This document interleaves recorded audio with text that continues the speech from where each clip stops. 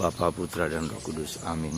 Allah Bapa di surga, kami seringkali takut, cemas, dan tidak siap ketika menghadapi penderitaan dan salib. Padahal sebagai orang Katolik, kami diajak untuk sadar bahwa penderitaan adalah jalan menuju kebahagiaan dan kedamaian. Yesus hari ini mengajak para murid sadar bahwa ia akan menderita, ia akan dimakamkan, dan pada hari ketiga ia akan bangkit. Bantu kami ya Bapa untuk memahami penderitaan dan hidup kami dalam kasih-Mu yang tercinta. Terpujilah nama-Mu kini dan sepanjang segala masa. Amin. Para saudara, saya berada di rumah retret Karmel di Tanjung Pinggir, Pematang Siantar. Tempat ini indah, bagus, dan nyaman. Mungkin bagi Anda yang ke Sumatera Utara dan ke Siantar bisa mampir ke tempat ini. Para saudara, saya mau mengajak Anda untuk sekali lagi merenungkan makna penderitaan dan salib dalam hidup kita. Kita menuju ke tempat para kudus, patung-patung para kudus, para rasul. Anda tahu bahwa mereka semua, hampir semua, mengalami penderitaan seperti Yesus. Dan itulah buah hasil dari penderitaan, hasil dari salib. Karena karya mereka untuk mewartakan Kristus kepada segala bangsa.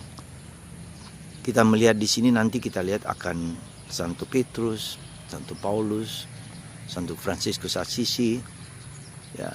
Dan ini semua menunjukkan kepada kita bahwa penderitaan dan salib itu merupakan sesuatu yang wajib, sesuatu yang harus kita alami, sesuatu yang harus dijalani oleh semua pengikut Kristus. Kalau engkau mau mengikuti aku, maka engkau akan harus mengalami penderitaan. Dan itu tak mampu dimengerti oleh para rasul.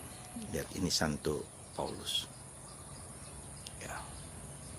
Demikian juga dengan Santa Teresa Avila, dia juga mengalami penderitaan. Ya, hatinya tertusuk pedang karena mencintai Yesus. Termasuk juga Santo Yosef, dia mengalami penderitaan juga.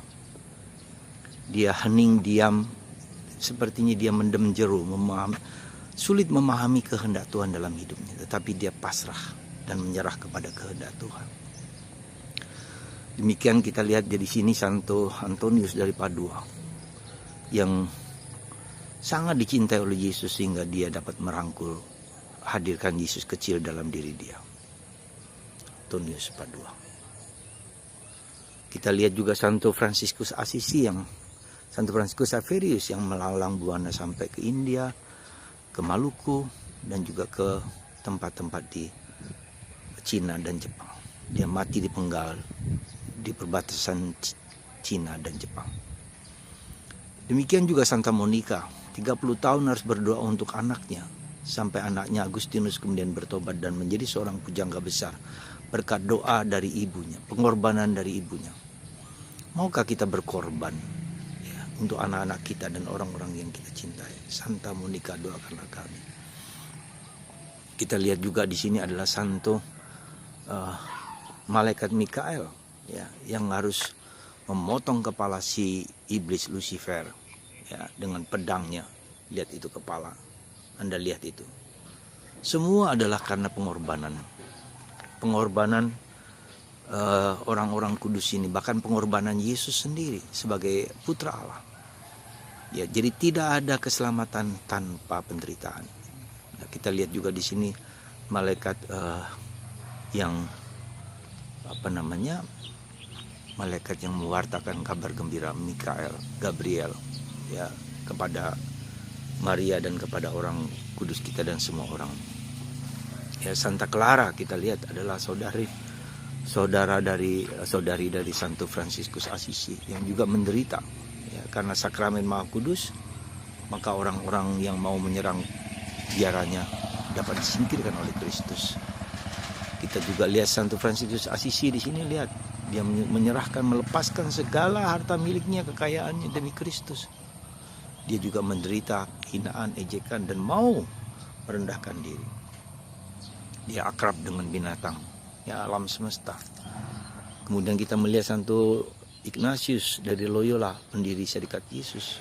Ya, dia juga adalah seorang yang menderita banyak dan menghasilkan guru-guru besar dalam gereja, para pengikut Yesus, luar biasa. Juga di sini kita melihat Santo Yohanes dari Salib, namanya aja Salib. Dia menderita penderitaan sejak kecil, ditinggal ayahnya, seorang pangeran yang melepaskan segala hartanya demi keluarga dan istri dan anak-anaknya. Saudara, contoh kita melihat Santa Teresia, kanak-kanak Yesus ini. Ya, dia juga menderita penghinaan, pengejekan dari komunitasnya, tapi dia tabah dan kuat, berani menanggung salib dan penderitaan. Ini Santo Judas Tadius, kita lihat di sini. Ya, itu kita lihat di sini. Kemudian kita lihat Yakobus dan Alfeus. Semua para rasul menderita demi Kristus. Semua menderita demi Kristus. Maka mari, Yesus mengatakan kalau engkau mengikuti aku, engkau harus menyangkal dirimu. Seperti dia sendiri menderita dan wafat di salib. Ya, itulah Santo Simon dan orang Zelot. Filipus juga sama. Jadi semua para rasul itu menderita demi Kristus. Dan itu harus mengikuti guru kita. Dan itulah keselamatan dan itulah kehidupan. Jadi sekali lagi mari kita melihat penderitaan dan salib dari kacamata kebangkitan dan kemuliaan Kristus di dalam hidup kita, Santo Yohanes. Ya. Nah, kita lihat kenapa begitu. Inilah guru kita sejati, Yesus Kristus.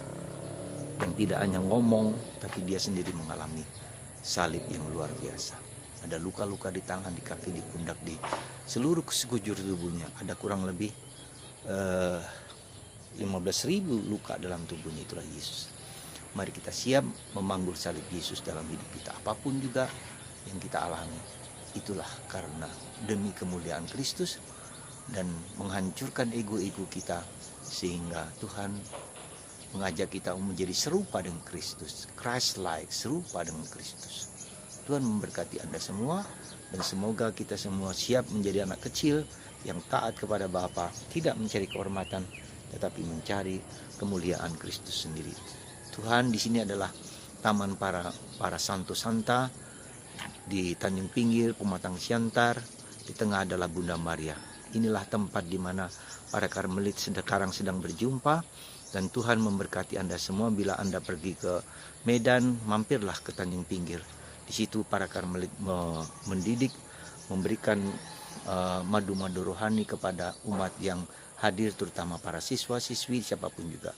Tuhan memberkati Anda semua, dan mari kita selalu mencari kemuliaan Kristus, bukan kemuliaan diri kita sendiri. Tuhan memberkati Anda semua dalam nama Bapa dan Putra dan Roh Kudus. Amin.